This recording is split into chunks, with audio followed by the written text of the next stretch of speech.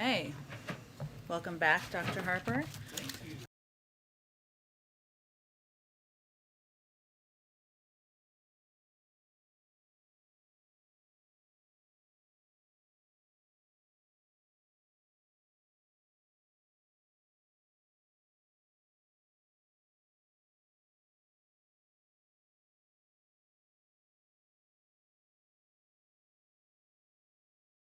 Days ahead. Yes. Yeah. What is President Biden's response to the people of Afghanistan who are now in the hands of the Taliban terrorists and feel abandoned by the United States, or to those in Taiwan and elsewhere that are fearful that the U.S. will abandon them to the aggression of China?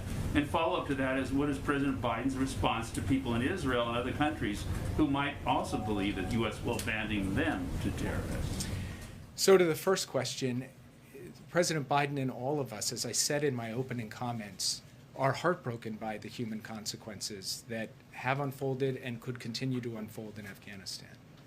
We believe passionately in human rights and human dignity, and we want to work with the international community to advance that wherever we can. But President Biden was not prepared to have American men and women continue to fight and die in the civil war of another country in order to achieve that. We will use every other tool at our disposal to achieve that, and we will do so day after day, month after month in the period ahead on behalf of the people of Afghanistan. To your question about allies, we gave 20 years of American blood, treasure, sweat, and tears in Afghanistan. We gave them every capacity in terms of training and equipment to stand up and fight for themselves, and at some point, it was the time for the United States to say that the Afghan people had to stand up for themselves. We believe that our commitments to our allies and partners are sacrosanct and always have been. We believe our commitment to Taiwan and to Israel remains as strong as it's ever been. Keep in mind that with respect to Afghanistan, we said back in 2011 that we would be out in 2014. We stayed another 7 years, far and above and beyond the commitment that we made more than a decade ago. And the last thing that I would say is that President Biden is laser focused on accomplishing the core national security objectives of the United States. And when it comes to Afghanistan, that was getting bin Laden and degrading al-Qaeda. We accomplished that, and he believes it was time for our troops to come home. Yes. I'm Dr. Anthony Harper here, blessed to be at the White House for Intermountain Christian News, asking very crucial questions regarding our Judeo and Christian concerns about anti-Semitism, religious freedom, and so much more. And we need donations to keep me here and helping me report the truth here at the White House. Once again, imcnews.org. Do a search for Intermountain Christian News. Go to our website, click on that donate banner, and help us make a difference here at the White House. And thank you very much, and especially for your prayers and support.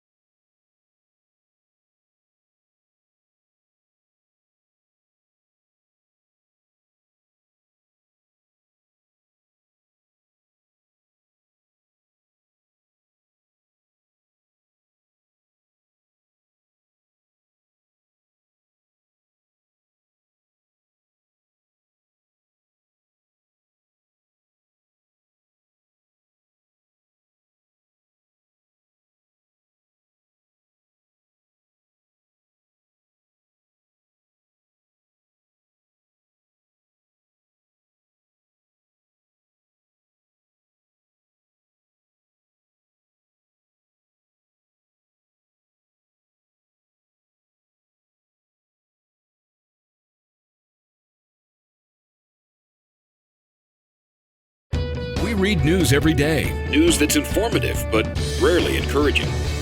The Intermountain Christian newspaper aims to change that. They present the news you need to know, from what's going on in your community to your world, with encouraging words, motivation, and the resources you need to make positive changes in your life. What is your local government doing that you need to know about? What's happening in your community you need to be a part of? Whether it's a story from your neighborhood, a national story, or an encouraging word, you'll find biblical issues of everyday life in the Intermountain Christian newspaper. Intermountain Christian News is produced and supported by the work and donations of individuals and churches.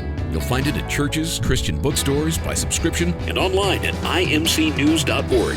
To find out more about supporting this local resource, go online at imcnews.org or call Intermountain Christian News in Boise, Idaho at 208-703-8688. The Intermountain Christian News, a voice sharing the truth on matters dear to people's hearts.